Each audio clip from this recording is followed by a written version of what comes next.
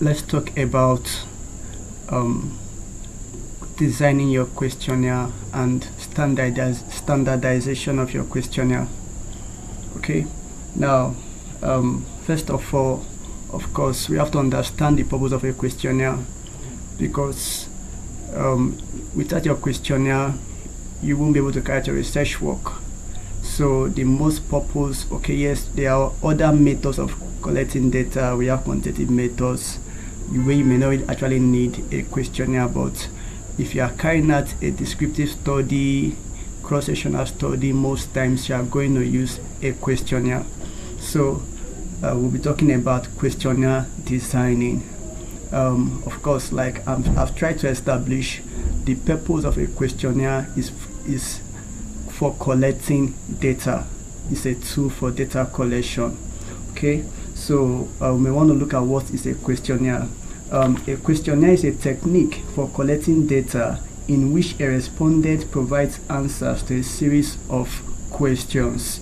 Okay, so that being said, we're going to talk about the possible types of questions in your questionnaire can contain.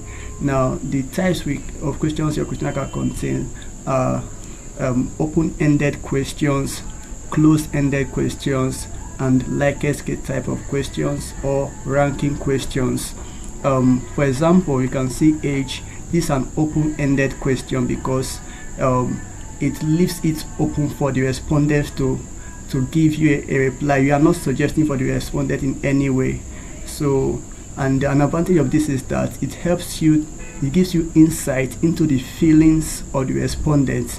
There are cases where you may want to actually know how the respondent feel about it, or how knowledgeable is this person about it, not just what you suggested. So open-ended questions have that advantage. However, they can pose difficulty in analysis, because when you use open-ended questions and you enter them in as words in alphabetical characters, by the time you enter that stuff into SPSS, there's possibility of you making some mistakes as you type along. And finally, when you analyze, you will get a large array of results.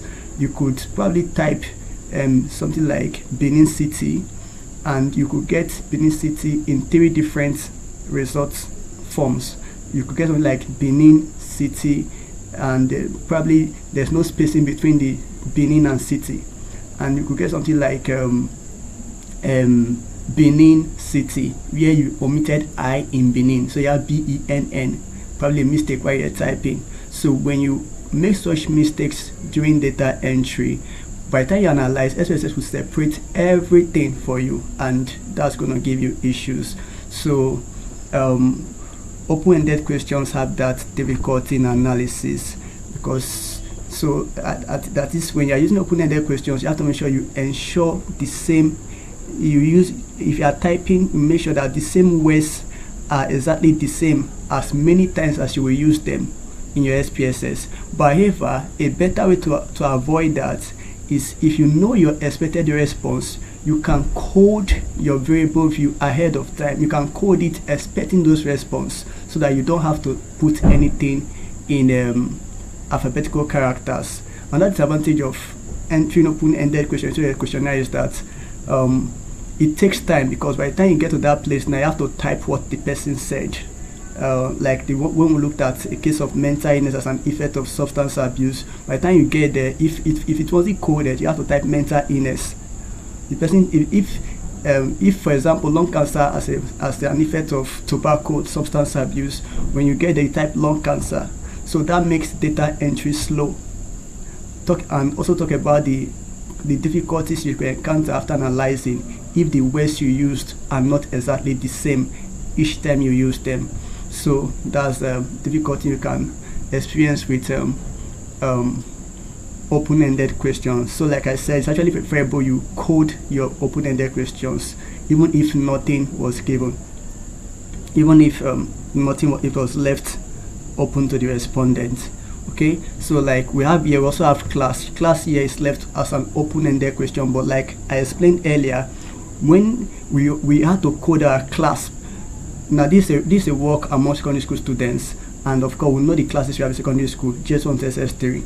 So whatever the person is going to the respondent is going to give us here, be it JS1, JS2, whatever class respondent belongs, you can actually envisage the response and you code your SPSS already, so you don't have to type. When you get the type JS1 for the person, you get the type JS2. That can make you slow. Talk about the errors you can make as well, and which will give you difficulties doing analysis. So that's that. So we also have close-ended questions. Okay. Okay. Now these are more. All of these are examples of. We can see this open-ended, other specified open-ended. So the way you have to. You leave the respondent to tell you without giving the respondent any option.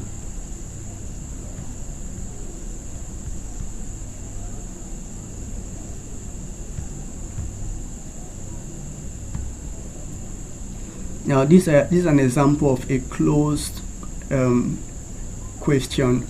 Have you heard about substance abuse? Yes, no. Yes, it is closed because you are giving the respondent options, so you just have to choose from whatever options you suggested. And this makes analysis easy because you will just code it the way it is in your SPSS as yes, no, or whatever it is, and analysis will be straightforward without any issues. We also have Likert scale kind of questions or ranking questions, and examples of those kind of questions are agree, disagree, I don't know.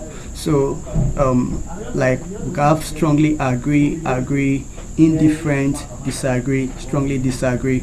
So those are Likert scale kind of questions. And we can have things like fair, okay, good, fair. Okay, so those kind of ranking questions, whenever you see that, those are ranking kind of questions. So those are the main kind of questions you likely have in your questionnaire.